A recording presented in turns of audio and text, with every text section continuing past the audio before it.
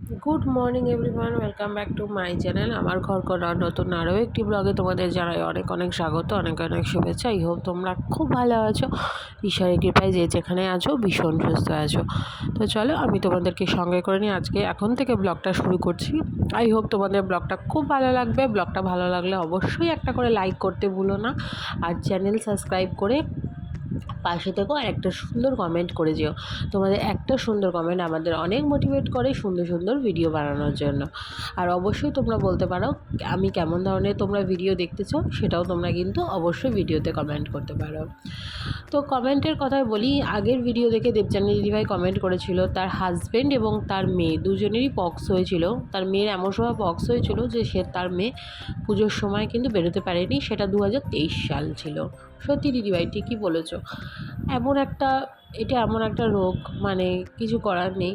তবে আমি আমার নিজের মেয়েকে দেখে বলতে মেয়ের যে হয়েছে সেটা বলতে পারি। সবাই আমাকে বলছে যে ভালো হয়েছে, একদিকে হয়ে গেছে, ছোটোবেলায় হয়ে গেছে, একদিকে ভালো হয়েছে। বড়োবেলায় হলে খুব অসুবিধা হতো। মানে ও যখন হয়তো আরও বুঝতে পারতো তখন আরও বেশিই করতো। যাই হোক, সবাই একদিকে বলছে যে যখন হয়েছে জিনিসটা খুব ভালো হয়েছে। আর পৃথিবীতে এমন কেউ নেই, কেউ বলতে পারবে না যে তার এই রোগটা হয় না। মানে এমনও নাকি আমি শুনেছি, এমনও নাকি হয় যে 2 বছর 3 বছর পরে আবার এই জিনিসটা হয়। অ্যাকচুয়ালি এগুলো অতিরিক্ত ঠান্ডার কারণে হয়। অতিরিক্ত ঠান্ডা লেগে গেলে কিন্তু আরও বেশি হয়। আর এই সময়টা তো এটা ওয়েদার হওয়ার টাইম, তাই হয়। যাই হোক, তোমরা নিজেরাও তোমরা যারা আমরা ব্লগ দেখো তাদের প্রত্যেককে বলবো তোমরাও নিজেরা খুব সুস্থ থাকো, খুব ভালো থাকো, খুবই সাবধানে থেকো। আর অবশ্যই আমিও চেষ্টা করব আমার মেয়েকে খুব সাবধানে রাখার। এখন রোগ হয়ে গেলে তো আর কিছু বলার নেই, বলো। তো যাই হোক, আজকে তো যেহেতু মঙ্গলবার আর মেয়ে স্নান করবে, তাই দেখো সমস্ত তোষকের মানে তোষক ঝাড়া হয়ে গেছে। পালিশগুলো কভার খুলে রোদ্দুরে দিয়ে দিয়েছি, কিছু কাচাও বসিয়ে দিয়েছি। আর কিছু কাচার জিনিস আছে যেগুলো কিনা কয়েকটা জিনিস রেখে দিয়েছি যেগুলো কাচতে হবে। আর মেয়ে এখানে বসে আছে, মেয়ের দাঁত ফাত ব্রাশ করা হয়ে গেছে। ওকে শুধু সকালবেলা জামাটা আজকে চেঞ্জ করিয়ে দিচ্ছি, স্নান করাইনি, কারণ মন্দির থেকে পুজো দিয়ে নিয়ে আসার পরেই কিন্তু ওর সেই হলুদটা, মায়ের পায়ের ছোঁয়ানো হলুদ আর নিম পাতা মেখে তবে কিন্তু স্নান করবে। আর এখানে এখন আমি মেয়েকে পড়ানোর জন্য বলছি যে তুই পড়তে বস। আজকে আমার মা এসে একটু দেখা করে আবার একটু বেরিয়ে গেছে। মা একটু বেরিয়েছে ব্যাংকে একটা প্রয়োজন, তাই মা দরকারে গেছে। মা আবার একটু পরেই চলে আসবে। তো সারাদিন মা থাকবে, আবার সন্ধ্যা বিকালবেলা চলে যাবে খাওয়া দাওয়া করে। তো এখানে এখন দেখো আমি কিন্তু এখন ঘর ঝাড় দিচ্ছি। আর তোমাদের সাথে কথা বলতে বলতে কিন্তু অনেকটা কাজও আমার প্রায় এগিয়েই গেছে। আর সকালবেলা আজকে আমি মানে মনেই করেছি যখন ঘুম থেকে উঠেছি যে সকাল সকাল সমস্ত কাজ বাজগুলো তাড়াতাড়ি করে সেরে নেবো। যেমন ধরো ঘর দুয়ারটা পরিষ্কার করা। এমনিতেই তো আমি প্রত্যেক দিনই ফিনাইল দিয়ে ঘর মুছি, বাট আজকে আরও ভালো করে সুন্দর করে ওপরে সিঁড়ি টিড়িগুলো সমস্ত আগে মুছে নিয়ে এসেছি। দিয়ে এখন আমি কিন্তু ঘরটা তারপরে ভালো করে পরিষ্কার করছি। উপরে সমস্ত ওপর থেকে মানে ওপরে 3 তলা থেকে শুরু করে নিচে 1 তলা অবধি সমস্ত সিঁড়িগুলো আমার মোছা হয়ে গেছে। সবটাই কিন্তু আমি মুছেছি তোমার ফিনাইল দিয়ে আজকে। আর এখানে দেখো আমি মেয়েকে একটু বকাবকিও করছি, কেন পড়তে বসেছে অথচ মুখ মানে জোরে জোরে পড়ছে না দেখে আমি একটু ওকে বলছি তুই জোরে জোরে পড়, আমি তো শুনতেই পাচ্ছি না তোর গলার আওয়াজ। তো যাই হোক, এখানে এখন চলো তাড়াতাড়ি করে সমস্ত ঘর দোরগুলো পরিষ্কার টরিষ্কার করে নিই, তারপরে আবার বাকি কথা হচ্ছে।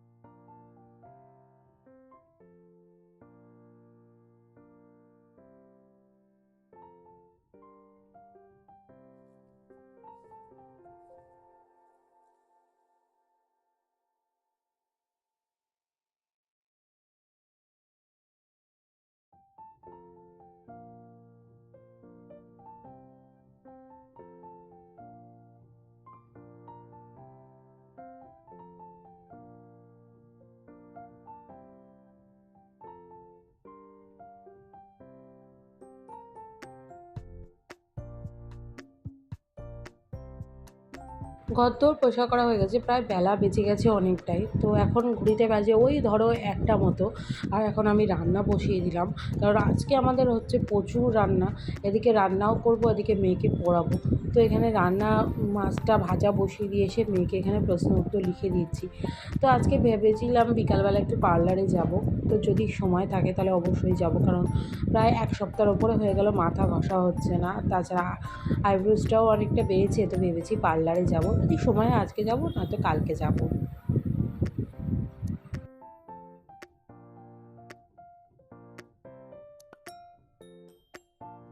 তো দিদুনের আসার আনন্দে আমার মেয়ে দেখো পড়া থেকে উঠে গেছে। আর এখানে এখন আমি খেতে বসেছি হচ্ছে মুড়ি। সকালবেলা ওই আমার মা নিরামিষ করে একটু সয়াবিন করেছিল, তাই সেই সয়াবিন দিয়ে আর মুড়ি খাচ্ছি, কারণ বেলাও অনেকটা হয়ে গেছে যে আর কি খাবো, তাই ছোটো বাটি করে অল্প একটুখানি মুড়ি আর একটু সয়াবিন নিয়েছি। শুধু মুড়ি খেতে ইচ্ছা করছিল না, তো সয়াবিন দিয়ে খেলাম। আর এখানে মা এখন সবজি কেটে দিচ্ছে। আজকে প্রচুর কিছু রান্না হবে, ডাল হবে, আলু সেদ্ধ, তারপরে তোমার হবে মাছের তেল নিয়ে এসছে বর, তো মাছের তেলের বড়া। আর একটা হবে পাঁচমিশালি তরকারি, আলু স্কোয়াশ, তারপর তোমার গাজর, বিনস, তারপরে সজনের ডাঁটা দিয়ে একটা মাখা মাখা করে তরকারি করব, পোস্ত দিয়ে, তারপর সর্ষে একটু হালকা সর্ষে দেবো, আর একটু জিরের গুঁড়ো, ধনের গুঁড়ো, এই সমস্ত দিয়ে একটু রাঁধুনি ফাঁধুনি দিয়ে বেশ সুন্দর করে একটা তরকারি করব। আর উচ্ছে আলু ভাজা। মেয়ের জন্য তো ফলি মাছটা মাস্ট, ওটা খেতেই হবে। আর আলাদা করে আর আমরা ঠাকুরমশাইকে জিজ্ঞাসা করে নিয়েছি যে ফলি মাছ ছাড়া আর কোনো মাছ ওই দিন খাওয়া যাবে কিনা। বলেছে ফলি মাছটা একটু মুখে দেবে, দিয়ে তারপরে তোমরা অন্য কোনো মাছ খেতে পারবে, কোনো অসুবিধা নেই। তো ঠাকুরমশাইয়ের নিয়ম অনুযায়ী আমাদের তো ঘরে মাছ ছিল, মানে সকালবেলা ওর বাবা মাছ নিয়ে এসছে, তো ভেটকি মাছ নিয়ে এসছে। ওই ভেটকি মাছটা করব, ভাপা করব। এই হচ্ছে মেনু, বুঝতেই পারছো প্রচুর রান্নাবান্না রয়েছে।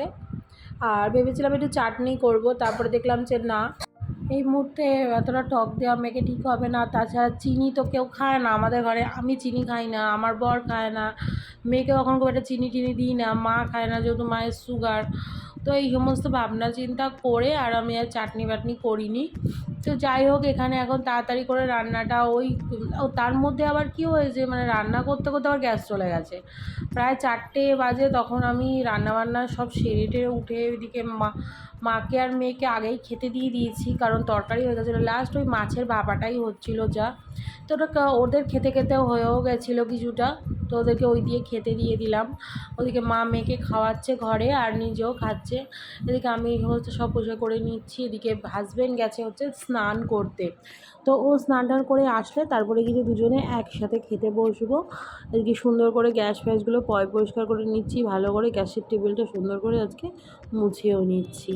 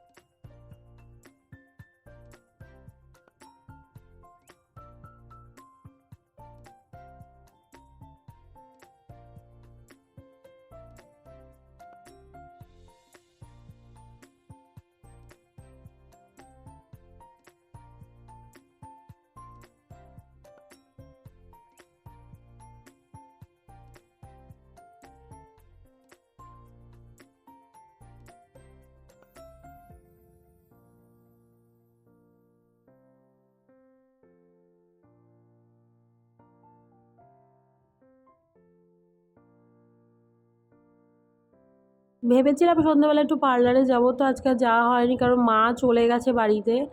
আর মেয়ে এখন ওই শুয়ে শুয়ে টিভি দেখছে, আমি একটুখানি সন্ধেবাতি দিয়ে দিচ্ছি ঘরে। ধূপকাঠিগুলো যেহেতু আছে ভাবলাম একটু জ্বালিয়ে দিই, তো সেই সন্ধেবাতিটা দিয়ে এখন কিন্তু ওই মেয়েকে নিয়ে একটু পড়তে বসবো, খাওয়া দাওয়া করবো। সন্ধ্যেবেলা একটু চা মুড়ি টুড়ি দেখি মেয়ে কি খায়, তারপরে কিন্তু ওই রাত্রিবেলা আবার খাওয়া দাওয়া করে শুয়ে পড়বো, ব্যাস। আর তেমন কোনো প্রোগ্রাম নেই। তো বন্ধুরা, আজকের ভিডিওটা এই পর্যন্তই।